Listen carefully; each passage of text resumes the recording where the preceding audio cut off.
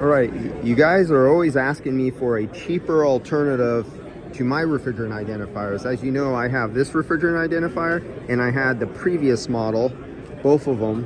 And you're always going $3,500 is too much for you. Well, minimum standards. I mean, it's just pass, go or no go. These are just go or no go. That's it. You have to hand pump them. I think these are still hand pump? No, they're not hand pump. They used to be hand pump, right? Okay, they're modernized. Okay, so the ones I was used to years ago, you actually had to do a little hand squeezy ball, like a tennis ball thing, to pump the refrigerant through there. And I know they used to be $700. What are they now? Okay, they're about $1,000 now. So for adding a pump, so you don't have to do this, they charge you $400 more. We didn't change the price. I know. It was quite a few years ago. We're probably a decade or more, and so that's not. Yeah, things have happened, but for you guys who want the absolute minimum you could get away with, absolute cheapest, this is what's available. But you know, I always recommend this because you can see the air percentage. This doesn't tell you air percentage, right?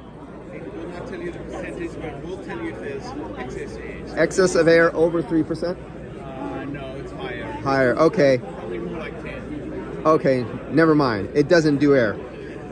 If it has to be 10%, they should not claim that. But it will give you the minimum standards of go or no go of what's. So it could be a little bit contaminated, 2% or 3%.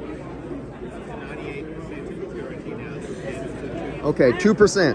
So it could tell you at least 2% contamination that your gas is good or no good for a go or no go test.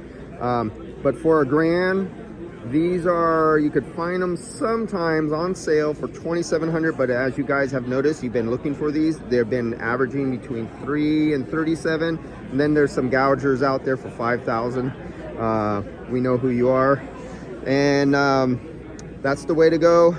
But for you little small shops, this is the way to go if you want to know your minimum fail or pass on your refrigerant analyzers.